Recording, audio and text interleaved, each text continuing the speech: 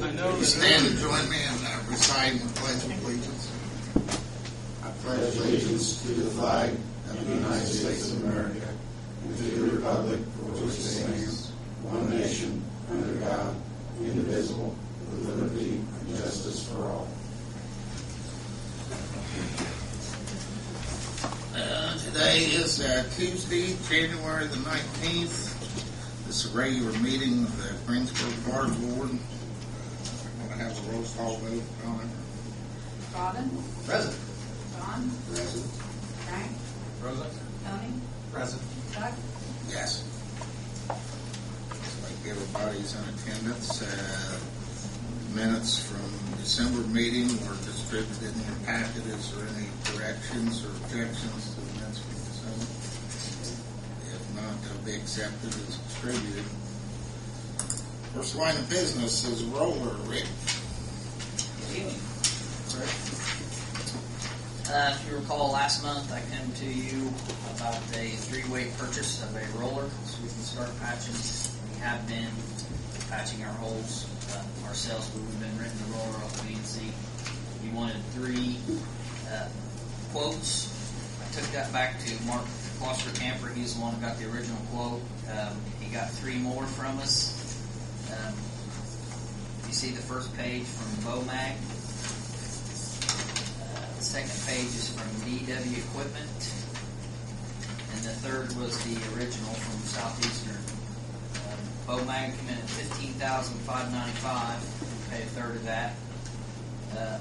DW Equipment came in at $15,190. And Southeastern was still the cheapest at $14,500. I did talk to Mark this morning, and I believe that there is $9,500 in split, which would be $4,750 a piece, unless Jeff wants to pay $5 and we'll do the $45. His name's on here. His name's on here. Is it? Yeah. We're looking at the exact same roller on each one of these quotes, aren't we, Rick? Yes, sir. Okay.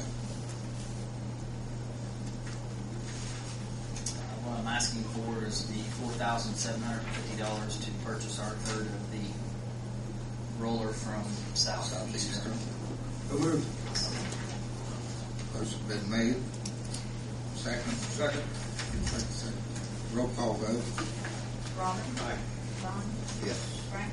Yes. Tony? Yes. Chuck? Yes. I can assure you that we will recoup that cost within the first year. Good to hear. Thank you.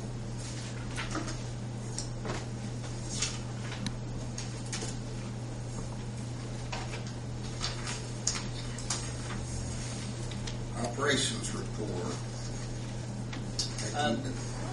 Sorry. Okay. You want me to go over it? Yeah. Sure.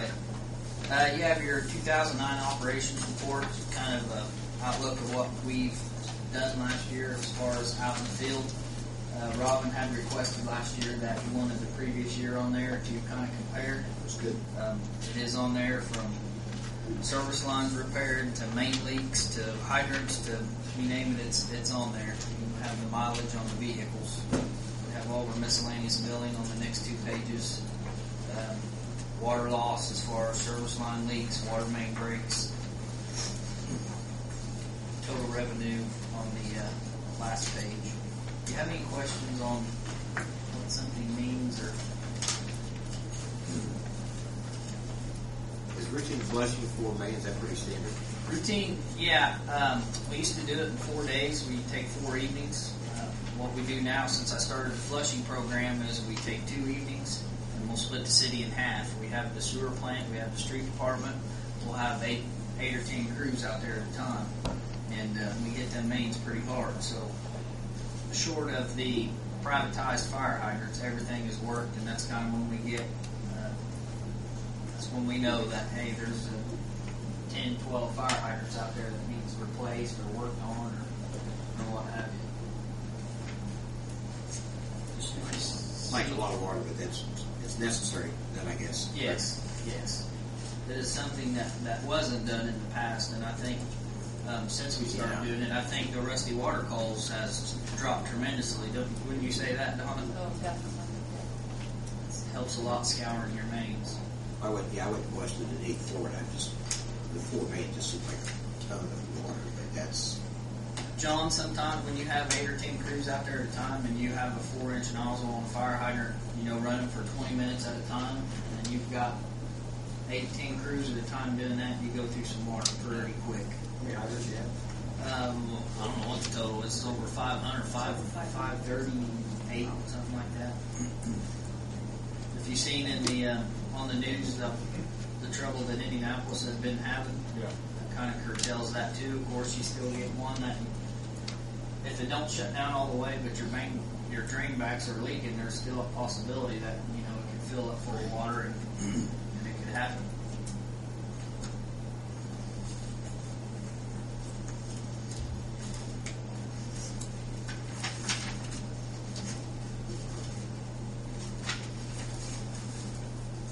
Rick, could you explain the service calls to me? What basically is that? Is that, I mean, somebody calls up and says, we think we got a leak, can you check my Yes. meter? Or? That's after hours service calls. Somebody calls in at 2 in the morning or something, says they hear water leaking under their house, or somebody requests a shut off to replace the valve, or what have you. That's any time we're called out for work hours. If you notice, the locates has went down tremendously in 2009 compared to 2008. We all know what happened in 2008.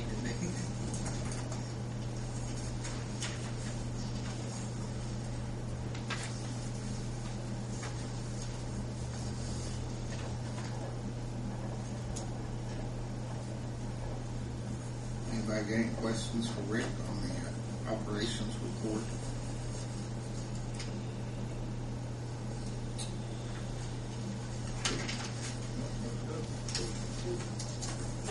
Okay.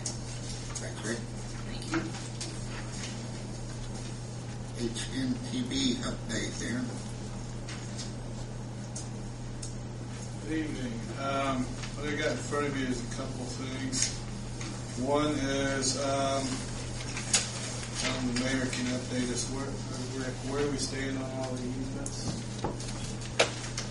We For have raw water line? we have the easements secured. We're waiting on, I believe, the payment to the Scheidler Trust. From my understanding, they will not sign the easements until they receive the checks. Is that correct to say, Derek? I think that's right. Yes. That's kind of what we're waiting on right now. Everything is secured. We do have signatures on everybody else, I believe. So, from that, when I had talked to Tim earlier, we made a decision to try to move ahead with this, even though they're not officially everything, all the dots and T's crossed. But we can go ahead and get the advertising started. So I got there in front of you bidding schedule that basically would start advertising this project as early as this Friday or possibly Monday. I'm not sure I can get in with the paper this week, so we may have to fall back to see. I forget what they changed the rules every time I called them. So either way, it would be either this Friday or the following Monday, and then a week later we do a second advertisement. There's there'd be a pre-bid conference with potential bidders on February 12th, and then we would receive bids on the 26th. That's the last Friday of February. That would have, if you want to have a board meeting to receive bids, that would have to be a special meeting. There's no rules that require you to have a board meeting. In the past, we've always done it during a board meeting. And by doing it on the 26th, then for your next regular scheduled meeting, we would have the tentative award letters and that sort of thing ready to go to award a contract. All you'd be doing on the 26th would be receiving the bids. So it'd be a very quick type of meeting. So You basically open them and throw a number, and that would be it for that night, right? that would be it. Then we'd take it under advisement, review the bids and make sure that all the documents are there and correct. And so there would be no action taking